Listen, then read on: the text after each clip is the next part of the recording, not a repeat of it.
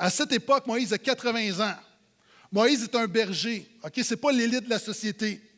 Moïse est un casier criminel. Moïse est un fugitif. Il est recherché par la police. Et Dieu se révèle à lui en disant, je vais me servir de toi. Et vous savez, souvent, quand on entend la bonne nouvelle de la grâce de Jésus, notre premier réflexe, c'est qu'on a toujours des excuses. On ne se pense pas assez bon pour Dieu. Puis quand tu regardes dans la Bible, c'est intéressant parce que Dieu s'est toujours servi des gens qui avaient toujours plein d'excuses. Hein? Abraham était trop vieux. Jérémie était trop jeune. Noé était alcoolique. Isaac, c'est un menteur. Jacob, c'est un fraudeur. Léa n'était pas belle. Joseph, c'est un abusé. C'est dans la Bible, OK? Je vise personne, c'est dans la Bible. Gédéon était anxieux, Samson était immoral, Rahab c'est une prostituée, David un adultère, Élie un dépressif, Jonas un désobéissant, Noémie était une veuve, Ruth était célibataire, Job est en faillite, Pierre a renié Jésus, la Samaritaine était divorcée, Paul était trop religieux, Timothée était malade, Lazare était même mort, et Dieu s'est servi de toutes ces personnes-là dans sa grâce. Donc, quelle est ton excuse matin? Et la deuxième excuse de Moïse, c'est qu'il va dire, mais je ne connais rien sur Dieu, il dit, je suis ignorant. Regarde. Et là, c'est intéressant parce que c'est le texte le plus commenté de l'Ancien Testament, puis moi, je dois le traiter en 2 minutes. Moïse dit à Dieu, deuxième excuse, j'irai donc vers les Israélites et je leur dirai, le Dieu de vos pères m'a envoyé vers vous, mais s'ils me demandent quel est ton nom, que leur répondrai-je? Dieu dit à Moïse, je suis celui qui suis. Quelle réponse? Il ajouta, c'est ainsi que tu répondras aux Israélites, celui qui s'appelle « Je suis » m'a envoyé vers vous. Dieu dit encore à Moïse, tu parleras ainsi aux Israélites, l'Éternel, le Dieu de vos pères, le Dieu d'Abraham, le Dieu d'Isaac, le Dieu de Jacob m'a envoyé vers vous. Dieu dit, je ne suis pas une nouvelle spiritualité funky, je suis Dieu de toute éternité. Voilà mon nom pour l'éternité, voici comment je vais être invoqué de génération en génération. Ah, puis Moïse dit, mais je suis ignorant, j'en connais pas assez sur toi pour te suivre. Peut-être que tu nous visites ce matin et tu dis, j'en connais pas assez sur Dieu pour le suivre, pour mettre ma foi en lui. Et Dieu te dit, t'en sais assez sur moi pour me faire confiance. Il dit, je suis celui qui suis. Hein, si tu trouves que ce n'est pas une réponse, je suis d'accord avec toi. Moïse dit, mais t'es qui? Je suis celui qui suis. Hein, c'est l'équivalent de c'est ça qui est ça. Ah, Dieu dit à Moïse, t'en sais assez. Il dit, regarde, je suis. Je suis, ça veut dire j'étais, je suis, je serai, je suis Dieu. Je n'ai pas de cause, je suis auto-existant, autosuffisant, j'ai besoin de rien ni personne. Je suis. Je suis hors catégorie. Hein? Puis déjà, quand tu commences à comprendre qui est Dieu, souvent on mélange des affaires. Souvent c'est à la mode, on va dire « Ah, Dieu est partout, Dieu est dans la nature, Dieu est dans le petit ruisseau. » Puis Dieu dit « Non, je suis hors catégorie. Le Créateur est au-delà de la création. » Hein? Puis j'aime beaucoup, puis je l'ai déjà fait ici, ce que le théologien A.W. Tozer va dire. Il va dire souvent, on voit Dieu comme la première et la chose la plus éminente dans la création. Hein? Si tu prends la fourmi, qu'est-ce qui est supérieur à une fourmi? Une souris. Si tu prends une souris, qu'est-ce qui est supérieur à une souris? Un chien. Qu'est-ce qui est supérieur à un chien? Un chat. C'est important d'avoir votre théologie correcte. Pour ceux qui nous visitent, c'est que j'ai un chat, puis j'en parle quelques fois. Okay?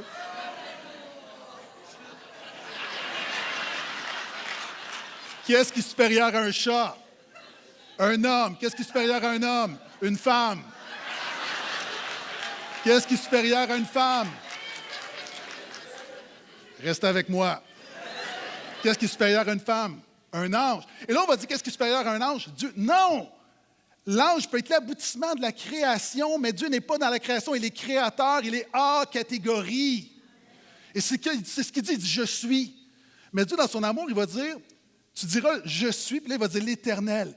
L'éternel, c'est la même racine que le verbe « être », c'est que, en fait, c'est le nom d'alliance de Dieu. C'est comme, vous savez, on a tous des petits noms, hein? Tu sais, vos épouses, vos époux, hein? Bébé, Minou, Pitou, Babe. Nous, c'est Cherish.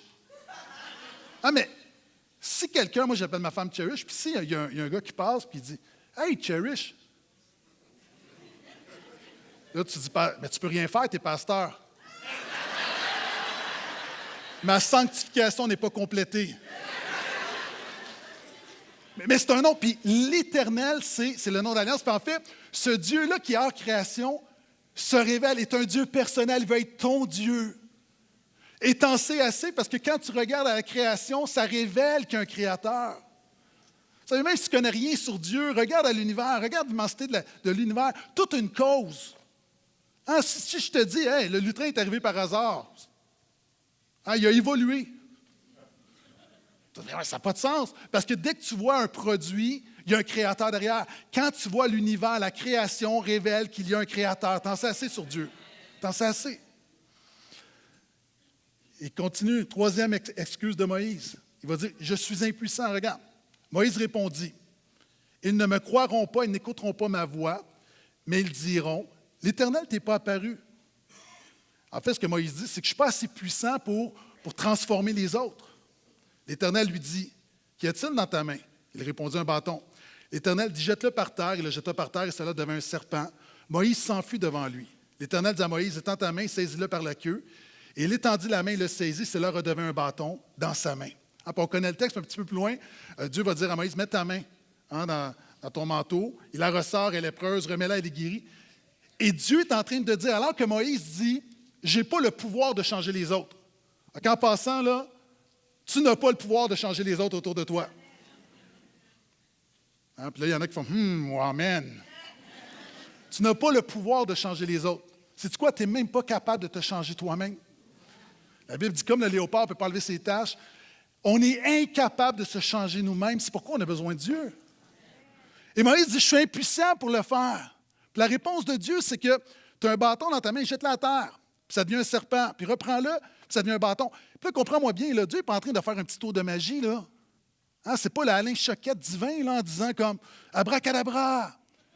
Dieu est en train de révéler à Moïse que sa puissance transformatrice, la puissance de Dieu dans nos vies transforme. Hein, puis Dieu est le seul qui peut redonner vie à ce qui est mort en toi. Dieu est le seul. Il y a des choses dans nos vies qui ne peuvent être changées que par Dieu. C'est pour ça que Jésus est venu. Vous savez, puis il y a des gens, peut-être tu doutes, mais regardez comment c'est dur de changer. Je suis tombé sur une émission, puis il y en a plein d'émissions comme ça, là, où il y a des transformations extrêmes, des stylistes, où tu transformes les gens. Là. Puis là, tu as des gens, des spécialistes qui vont te mettre à ton meilleur, mais la constante, c'est que les gens ne sont jamais à l'aise. Ils vont changer les cheveux, ils changent les habits, tout ça, et probablement que tu es à ton meilleur, mais tu es très inconfortable. OK? Si on se regarde là, autour ici, là, on fait notre possible. On n'est pas des cartes de mode. Là, il y a des gens qui sont fâchés. OK, on n'est pas Émilie à Paris, là, c'est Réal à Laval. Reste avec moi. Et si quelqu'un, par exemple, j'avais un relooking, peut-être que je paraîtrais mieux, mais je serais tellement moins confortable. Hein, on met des petites mèches avec un foulard jaune dans le cou. Je ne serais pas confortable. Avez-vous remarqué, plus qu'on vieillit, on va s'habiller de la même manière, on n'essaye pas des choses. Pourquoi? Parce que changer, c'est difficile. Moi, il y a quelques années, j'ai voulu faire un essai d'être stylé et j'avais vu un beau veston argenté. Il y a du monde qui s'en rappelle de ça. Ça a duré une réunion. J'ai pris le veston, puis il était argenté, puis quand je suis arrivé ici, à un moment donné, j'étais en train de prêcher, puis j'ai comme, dans mon angle mort, je regarde et je me vois, mais là, c'était comme argenté avec les spots. J'avais l'air d'une patate au four, là. C'est comme... Puis jamais... Je sais, il y avait une sœur de l'église qui travaillait dans la mode, puis elle disait, « Ah, wow, ça te fait super bien. » Non. Juste l'extérieur, c'est difficile de changer. Imagine l'intérieur. Et l'être humain, ça donne toujours plein de raisons pour ne pas laisser Dieu nous changer. Hein, comme quelqu'un a déjà dit, Dieu t'aime assez pour t'accepter tel que tu es, mais il t'aime trop pour te laisser tel que tu es. Et Moïse continue, quatrième raison. Il va dire, je suis incompétent, regarde. Moïse à l'Éternel, il revient à la charge. Dieu se révèle à lui, Dieu veut le pardonner, veut le bénir, veut changer sa vie. Et Moïse a continuellement des excuses. Il dit, « Ah Seigneur, moi je ne suis pas un homme qui a la parole facile, ce n'est d'hier, ni même d'avant-hier, ni même depuis que tu parles à ton serviteur, car moi j'ai la bouche et la langue pesante. Hein? » On ne sait pas si Moïse bégayait, il y avait un problème d'élocution, la timidité, mais Dieu l'appelle à se présenter devant le Pharaon, puis il dit hey, j'ai pas les compétences pour ça, j'ai pas les dons pour ça. Et regarde la réponse de Dieu. L'Éternel lui dit qui a donné une bouche à l'être humain et qui rend muet ou sourd, voyant ou aveugle? N'est-ce pas moi, l'Éternel? Va donc maintenant, c'est moi qui suis avec ta bouche et je t'enseignerai ce que tu auras à dire. Puis en fait, Moïse, ce qu'il est en train de dire, c'est que, vous savez, des fois, on entend un message comme celui-ci. Puis on a l'impression qu'on doit se changer avant de venir à Dieu. Des fois, j'ai entendu du monde me dire je veux régler mes choses dans ma vie avant de vraiment commencer à suivre Jésus. Puis c'est un peu comme si Moïse dit OK, mais règle mon problème, puis après ça, je vais te suivre. Puis Dieu dit non. Je t'appelle à me suivre avec tes problèmes, tes limitations, tes difficultés, puis je te ferai grâce pour tes limitations, tes difficultés et tes problèmes. Ça, c'est le Dieu de la Bible. Hein, y a-t-il quelqu'un, tu as un rendez-vous chez le médecin, puis tu dis j'irai pas parce que je ne suis pas assez en bonne santé? Viens à Dieu tel que tu es et regarde la réponse de Dieu. Il dit, je suis avec toi. Puis Dieu lui dit, mais tu ne m'apprends rien. Ah, Dieu dit à Moïse, dit, quand je t'appelle, puis il y a des gens ici ce matin, Dieu t'appelle, mais il connaît ta vie. Dieu n'est pas surpris par ta vie. Il n'y a rien dans ta vie qui n'est pas révélé devant Dieu. Ce n'est pas comme quand tu commandes quelque chose par Amazon, puis tu dis, je ne sais pas si ça va faire, puis Dieu t'appelle, puis finalement tu viens à lui, puis tu dis, finalement je me suis trompé, t'es pire que je pensais. Non, Dieu, dans sa grâce, il te demande de venir à lui tel que tu es. C'est pour ça que Jésus est venu. Vous savez, c'est ancré en nous. Puis OK, je vous ouvre, n'utilisez pas ça contre moi. Quand j'ai été mon dernier examen d'optométrie, vous savez que tu lis les lettres. Puis tu sais, des fois, on pense des choses qu'on ne dit pas aux autres parce que c'est totalement fou ce qu'on pense, là. Puis on a de l'air idiot si on le dit comme je fais maintenant. Puis là, je voyais les lettres. Puis là, je me suis dit, mais c'est les mêmes lettres que l'année passée. J'aurais dû les retenir. Puis là, j'ai comme réfléchi. Puis là, je me disais, j'étais dans ma tête, puis je me disais, mais je suis sûr que je peux trouver ça sur Internet. Puis j'ai le réflexe où tu n'aimes pas être pris en défaut. Mais est-ce qu'on s'entend que si tu les apprends par cœur, tu ne règles rien? OK, tu es là, l'optométriste n'est pas là pour l'impressionner, tu es là pour avoir l'heure juste sur ton état. Lorsque tu te présentes devant Dieu, tu n'es pas là pour l'impressionner par ta moralité, je suis une bonne personne. Tu es là pour avoir l'heure juste sur ton état, de dire, je suis aveugle, j'ai besoin que tu me donnes la vue. Je suis malade, j'ai besoin que tu me guérisses. Jésus a dit, ce n'est pas ceux qui sont en bonne santé qui ont besoin de médecins, mais les malades. Je ne suis pas venu appeler des justes, mais des pécheurs à la repentance. Le christianisme de Jésus, ce n'est pas pour les religieux qui pensent qu'ils sont de bonnes personnes, qui ont besoin de rien. Non, c'est pour les pécheurs ordinaires qui ont besoin de la grâce de Dieu, qui ont besoin d'être pardonnés, qui ont besoin d'être fortifiés, qui reconnaissent avec humilité qu'ils ont besoin d'un sauveur. Et je termine. Dernière excuse de Moïse. Verset 13, chapitre 4, verset 13. Moïse dit, « Ah Seigneur, envoie qui tu voudras envoyer. » OK, là, Moïse, t'es vraiment de mauvaise foi, là. À 5 reprises, il donne des excuses, puis Dieu, à chaque fois, lui dit, « Je serai avec toi, je te bénirai, je vais t'aider. » tout ça. Puis il continue. Puis en fait, le problème de Moïse, c'est quoi? C'est qu'il est incrédule. Peu importe ce que Dieu va dire à Moïse, Moïse va toujours rester incrédule. Et vous savez, alors qu'on est là ce matin, on va célébrer des baptêmes dans quelques instants.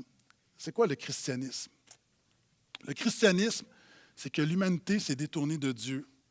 Nous sommes pécheurs perdus, on s'est révoltés contre Dieu. Mais Dieu, dans son amour, sais-tu quoi?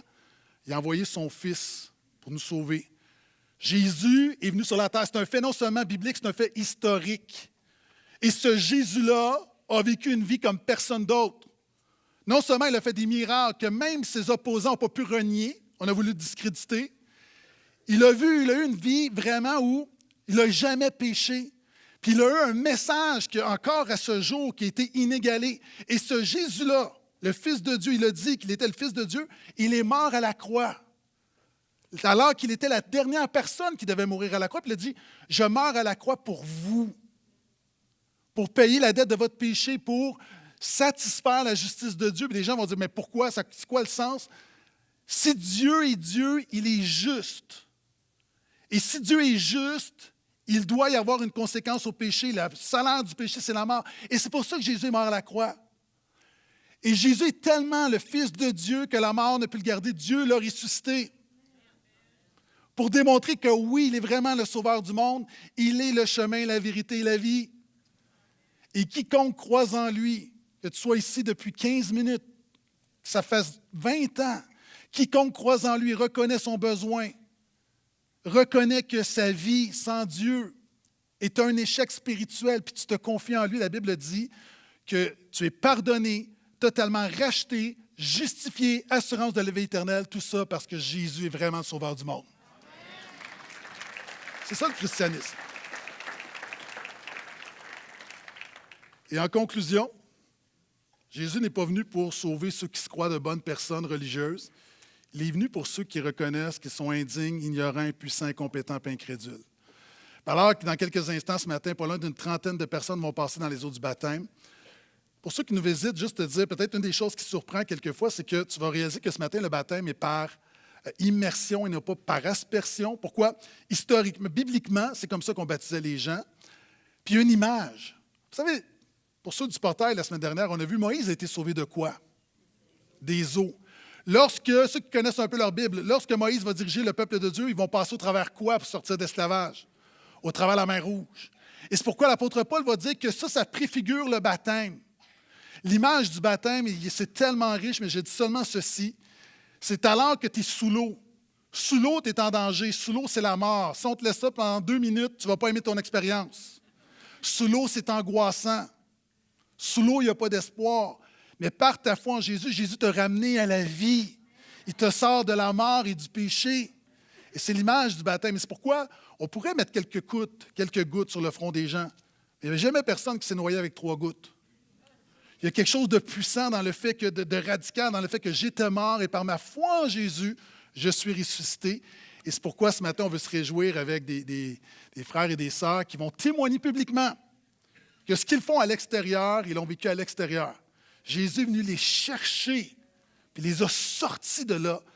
Il le fait pour toi, il le fait pour moi, il veut le faire pour toi parce qu'il est fidèle. Est-ce que je peux entendre amène à ça? C'est la parole de Dieu pour ce matin.